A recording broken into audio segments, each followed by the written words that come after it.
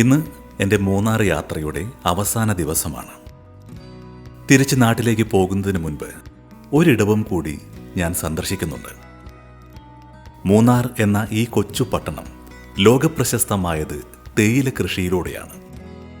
മൂന്നാറിനെയും തേയില കൃഷിയെയും കുറിച്ചറിഞ്ഞപ്പോൾ മുതലുണ്ടായ ഒരു ആഗ്രഹമാണ് മൂന്നാറിൽ ആദ്യമായി തേയില കൃഷി ചെയ്തു തുടങ്ങിയ ആ സ്ഥലം കാണുക എന്നത്.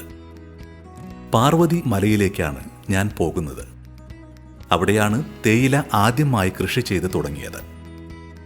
അവിടേക്കുള്ള പാതയിലൂടെയാണ് ഞാൻ ഇപ്പോൾ പോയിക്കൊണ്ടിരിക്കുന്നത്. കുറച്ച് നടന്നു വേണം അവിടെ എത്താൻ.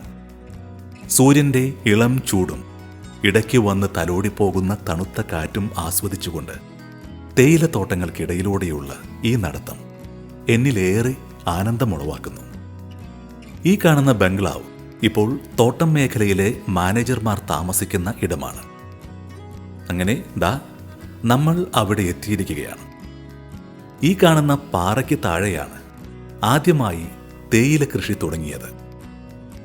പാറമടയുടെ ചോലകൾക്കിടയിൽ പരീക്ഷണാർത്ഥത്തിൽ 50 ഏക്കർ സ്ഥലത്ത് ചെയ്ത തേയില കൃഷി ഇപ്പോൾ നമ്മൾ കാണുന്ന തരത്തിലുള്ള വ്യാപകമായ ഒരു കൃഷിയായി മാറുകയായിരുന്നു.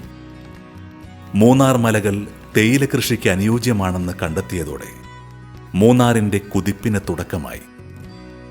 തേയിലത്തോട്ടങ്ങൾക്കിടയിൽ ചിന്നിച്ചിതറിക്കിടക്കുന്ന പാറക്കൂട്ടങ്ങളും അതിന് അഭിമുഖമായി നിൽക്കുന്ന ഈ വലിയ പാറയും കൂടിച്ചേരുമ്പോൾ നല്ലൊരു കാഴ്ച തന്നെയാണ് ഇവിടെ ദൃശ്യമാകുന്നത്.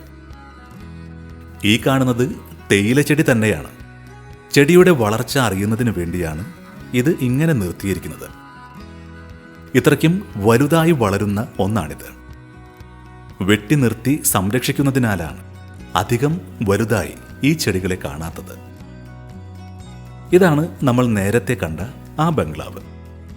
ബ്രിട്ടീഷുകാരുടെ കാലഘട്ടത്തിൽ നിർമ്മിച്ച ഒരു ബംഗ്ലാവാണിത്. അതിൻ്റെ പ്രൗഢിക്ക് ഒട്ടും കോട്ടം തട്ടാത്ത രീതിയിൽ തന്നെയാണ് സംരക്ഷിച്ചു പോരുന്നത്. ഇതിനോട് ചേർന്ന് തന്നെ ഒരു യൂക്കാലിപ്റ്റസ് മരവും കാണാം.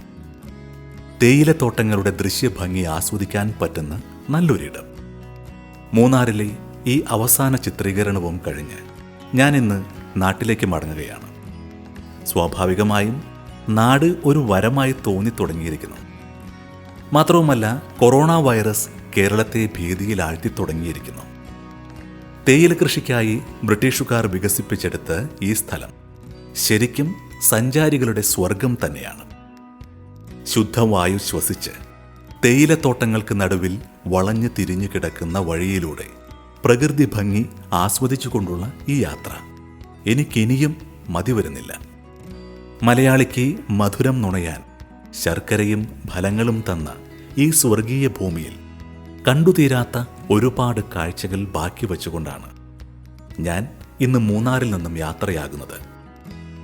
കാലത്തിന് മാറ്റാൻ സാധിക്കാത്ത ഒരുപാട് കാഴ്ചകളുള്ള ഈ സ്വർഗത്തിലേക്ക് വീണ്ടും വരുമെന്ന ശുഭപ്രതീക്ഷയോടെ ഇവിടെ നിന്നും ഞാൻ യാത്ര പറയുകയാണ്.